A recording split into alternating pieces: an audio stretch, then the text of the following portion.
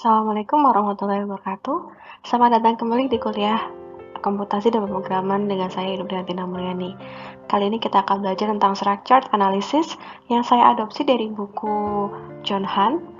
Teman-teman bisa download buku ini di Google Classroom yang sudah kita join.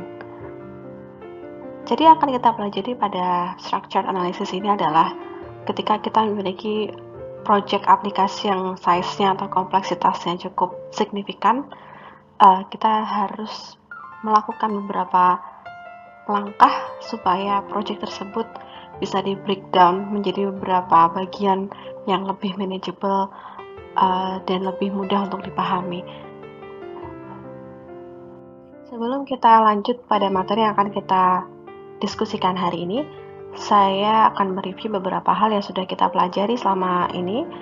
Yang pertama adalah functions, yaitu di mana teman-teman bisa mendefinisikan fungsi sendiri sehingga fungsi tersebut dapat dibangun, diuji, di-maintain pada tempat yang sama sehingga kapanpun teman-teman butuh functions tersebut dan dimanapun lokasinya teman-teman akan memanggil fungsi tersebut dapat tetap berjalan. Kemudian yang kedua adalah argumen. Ada 4 tipe argumen yang sudah kita coba pada sebuah sintaks. Yang pertama adalah positional argument, kemudian keyword argument. Yang ketiga adalah default parameter, kemudian yang terakhir adalah arbitrary argument yang terdiri dari args dan quarks. Yang ketiga adalah modules. Walaupun teman-teman tidak belajar lebih detail bagaimana cara membangun modules pada Python, tetapi teman-teman sudah dapat memahami bagaimana cara kita mengimport modules, baik itu seluruh modules maupun sebagian objek di dalamnya. Selain itu juga bagaimana cara kita mengimport beberapa external resources dari luar Python. Yang terakhir adalah exception handling. Exception atau error dapat terjadi pada sintaks dan yang harus kita lakukan adalah mengidentifikasi kemungkinan apa error yang terjadi, kemudian kita juga bisa melakukan pengalihan ketika error tersebut terjadi. Jadi ini yang dimaksud dengan exception handling. Bagaimana cara kita menghandle sebuah error, bagaimana cara kita mengalihkan sintaks yang mungkin akan terjadi error di dalamnya. Kita lanjut pada structured analysis. Kalau teman-teman mencoba mereview kembali beberapa contoh kasus yang sudah saya berikan pada lab session maupun quiz, kasus-kasus tersebut atau aplikasi-aplikasi tersebut merupakan aplikasi yang sangat sederhana. Jadi teman-teman cukup menuliskan beberapa sintaks atau statement saja, aplikasi tersebut dapat berjalan atau sesuai dengan yang kita inginkan. Namun di dunia nyata, kita sering sekali butuh membuat sebuah project aplikasi yang size-nya atau kompleksitasnya cukup signifikan, sehingga dia membutuhkan tidak hanya membutuhkan 1-10 statement, tapi jauh lebih kompleks daripada itu. Nah, disinilah dibutuhkan ya structure analysis, yaitu a process driven approach, di mana dalamnya kita harus mengidentifikasi apa itu inputs yang harus ada pada sistem dan apa outputs yang akan dikeluarkan dari sistem, serta dia juga harus mengidentifikasi atau proses ini juga harus mengidentifikasi bagaimana inputs dapat bertransformasi menjadi outputs. Yang kedua adalah adanya functional decomposition. Jadi main part dari structured analysis ini adalah functional decomposition, yaitu secara iteratif teman-teman harus membreakdown functions yang ada pada aplikasi yang cukup kompleks tadi menjadi beberapa functions yang lebih kecil, sehingga yang lebih kecil seperti itu ya, sampai pada level of detail yang tertentu atau yang sesuai. Nah, kapan sih kita akan berhenti membreakdown function tersebut menjadi fungsi yang lebih kecil? Nah, ini ada beberapa sebenarnya guidance yang mungkin perlu kita ketahui. Oh, kita stop nih di sini breakdownnya. Nah, ciri-cirinya adalah functions tersebut dapat dengan mudah dipahami oleh developer yang lain. Jadi kalau kita menyelesaikan sebuah project aplikasi itu biasanya ada banyak orang yang bekerja di dalamnya. Nah, sehingga ketika kita breakdown, kita akan assign beberapa fungsi kepada beberapa PIC gitu ya. Jadi misalkan bagian A, B, C ini dikerjakan oleh katakanlah si A, kemudian D, E, F dikerjakan oleh si B dan seterusnya, sehingga komunikasi antar functions itu harus jelas dan harus dapat dipahami oleh antar developer tadi. Kemudian yang kedua adalah function tersebut dapat diuji untuk meyakinkan bahwa fungsi yang kita ekspektasikan pada function tersebut dapat bekerja sesuai dengan yang kita inginkan. Kemudian yang ketiga adalah fungsi tersebut dapat di-maintain ketika misalkan ada requirement yang baru ataupun ada perubahan pada requirement aplikasi tersebut, kita dengan mudah dapat finding the spots di mana function tersebut harus diubah. Jadi misalkan kalau dan ini sering terjadi ya, misalkan kita harus mengubah beberapa aplikasi, beberapa prosesnya atau beberapa spesifikasi yang diinginkan, maka kita langsung tahu di mana kita harus mengubah, di mana saja kita harus mengubah sintaksnya. Bayangkan kalau itu project yang kompleks dan tidak di breakdown, sehingga kita sendiri lupa di mana pengaruhnya ketika sebuah requirement yang baru atau perubahan dari existing requirement itu terjadi gitu. Kemudian yang keempat adalah ketika terjadi error atau unexpected behavior dari aplikasi tersebut, kita dapat finding errornya di mana, kemudian fixing error itu gitu. Selanjutnya kita akan bahas tentang functional decomposition. Jadi cara kita membreakdown aplikasi atau project itu menjadi beberapa main functions, itu kita menggunakan yang namanya top-down refinement approach. Jadi top-down itu artinya adalah kita akan mulai dari aplikasi secara keseluruhan, kemudian kita membreakdown menjadi beberapa main function seperti itu. Kemudian dari main function ini di breakdown lagi menjadi beberapa sub function. Jika memungkinkan, sub function ini juga bisa di breakdown lagi menjadi sub functions. Nah, akan terbentuk sebuah hierarchy gitu ya, sebuah hierarki yang terbentuk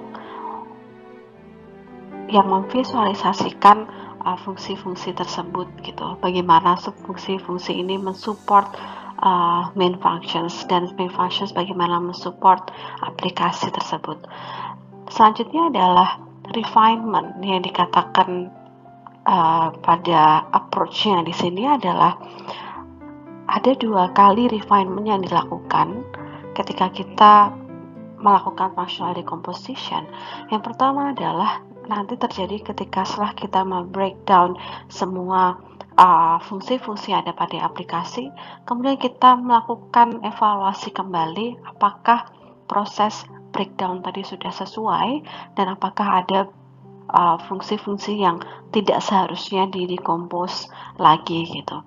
Kemudian refinement yang kedua nanti ada pada setelah kita membreakdown, kemudian kita akan memvisualisasikan hierarki ini menjadi sebuah diagram yang memperlihatkan flow antara input dan output. Jadi setiap fungsi itu pasti membutuhkan input dan akan mengeluarkan output. Jadi setiap fungsi akan didefinisikan apa inputnya, apa outputnya, kemudian akan terlihat bagaimana dari input ini akan keluar menjadi output. Jadi proses di dalamnya itu akan terlihat relationship antara satu fungsi dengan fungsi yang lainnya. Nah, setelah kita membuat diagram visualisasi tersebut, kemudian ada refinement kembali bagaimana desain ulang gitu ya, bagaimana apakah ada interaksi apakah ada repeating function dan seterusnya.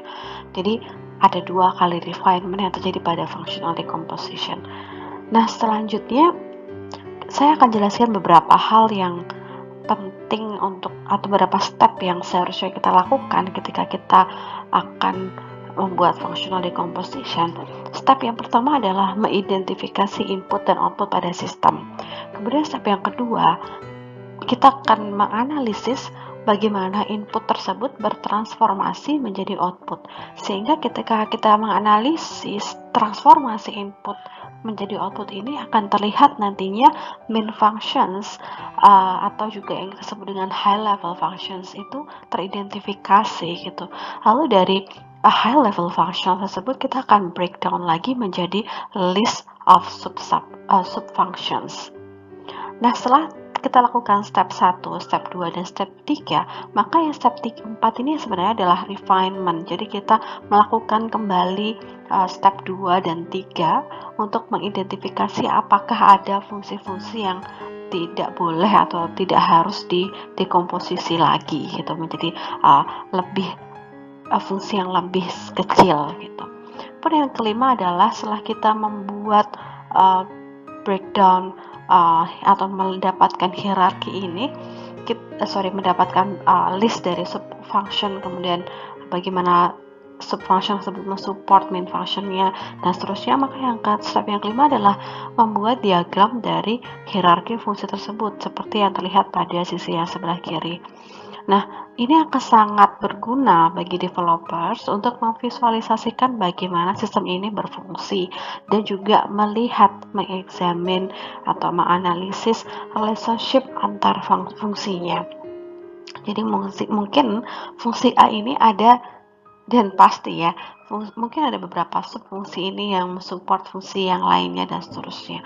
Kemudian yang keenam adalah menganalisis kembali. Nah, ini juga sebenarnya refinement juga. Jadi apakah ada repeating functions atau tidak. Jadi repeating functions ini maksudnya kalau misalkan kita lihat ada list fungsi-fungsi gitu ya, kita lihat apakah ada fungsi yang terulang gitu, yang ditulis ulang pada beberapa bagian di subfunction tersebut.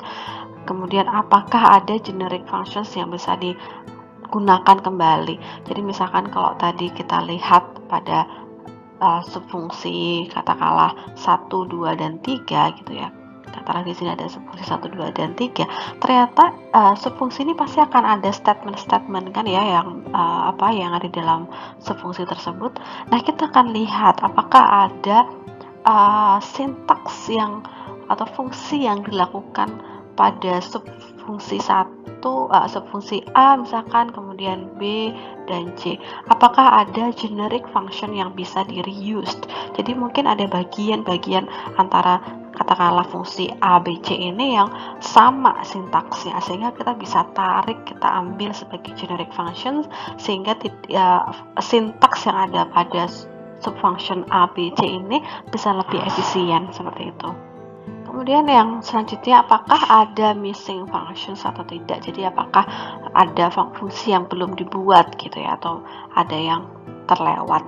Kemudian step yang ketujuh atau yang terakhir adalah mendesain interface antar fungsi satu dengan fungsi yang lainnya, sehingga akan terlihat flow dari data atau flow dari informasi. Kita bisa menggunakan beberapa desain atau pendekatan dengan misalkan dengan pseudocode atau dengan data flow diagram atau dengan flowchart. Teman-teman kan menggunakan flowchart ya sebelum UTS. Untuk selanjutnya teman-teman bisa menggunakan flowchart sebagai salah satu desain interface yang digunakan untuk menggambarkan flow dari data atau informasi. Kali ini saya akan memberikan contoh dari semester UGM, yaitu ketika ada request untuk academic transcript. Jadi kalau teman-teman di student itu kan kalau mau cek transcript atau cek juga GPA kan ada di dalam semester gitu ya. Jadi apa sih yang semester ini perlu lakukan untuk ketika ada request untuk academic transcript dari student gitu.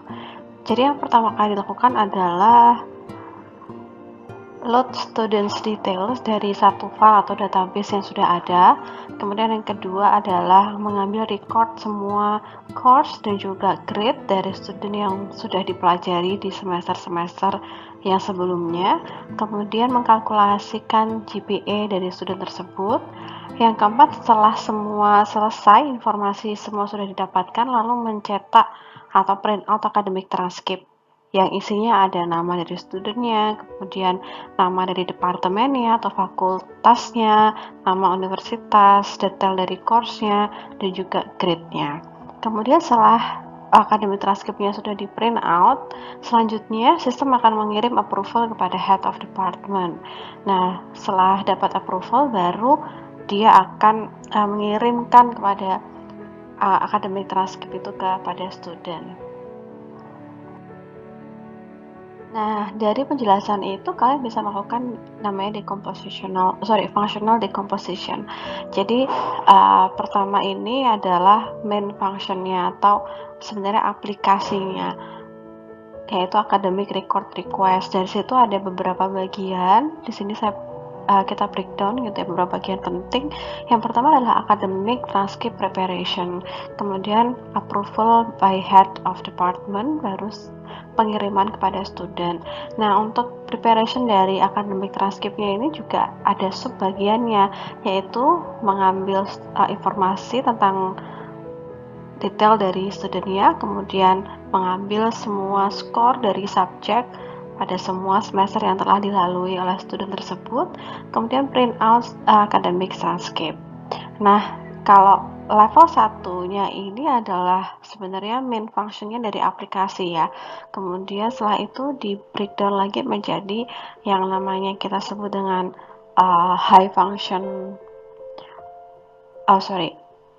level function dari fungsi atau aplikasi academic record request, yaitu ada 3 tahap besar gitu ya.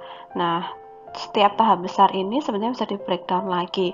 Kalau ini saya breakdown sisi yang paling kiri, yaitu preparation untuk academic transcriptnya. Sebenarnya approval by head department ini juga bisa di breakdown lagi. Misalkan ternyata sebelum masuk ke desk dari head of department ada cek atau review dari TU misalkan, kemudian ada review lagi dari sekretaris departemennya, kemudian terakhir ada baru approval dari head of department. Jadi sebenarnya kita bisa breakdown lagi kalau misalkan memang ada dan dibutuhkan untuk di breakdown. Begitu pula dengan part yang ketiga gitu ya, pengiriman kepada student, mungkin ada langkah lagi atau subfungsi yang bisa di breakdown kalau misalkan fungsi ini terlalu kompleks atau tidak bisa atau tidak kurang dapat dipahami gitu ya sintaksnya, mungkin bisa di breakdown lagi ke bawah seperti itu. Lagi-lagi guidance untuk kapan kita akan berhenti breakdown itu sudah saya sebutkan di slide saya sebelumnya ya.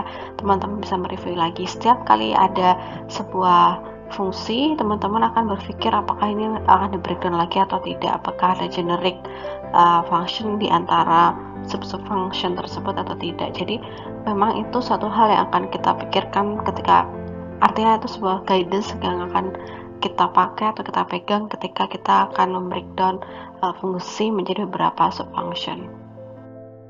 Oke, kita lanjut ke studi kasus. Saya rasa penjelasannya sebelumnya sudah jelas dan cukup simpel untuk dipahami. Kali ini untuk mengasah lagi pemahaman dari structure analysis, ada baiknya kita melakukan studi kasus.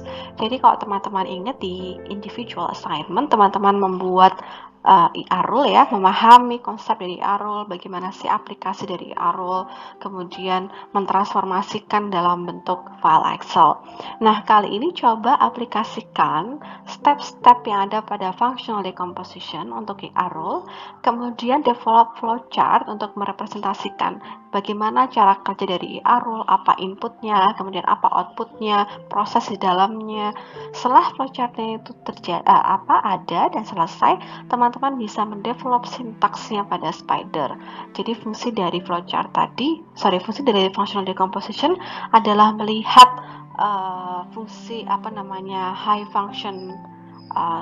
main parts-nya dari IR rule, kemudian di breakdown menjadi fungsi-fungsi yang lebih kecil.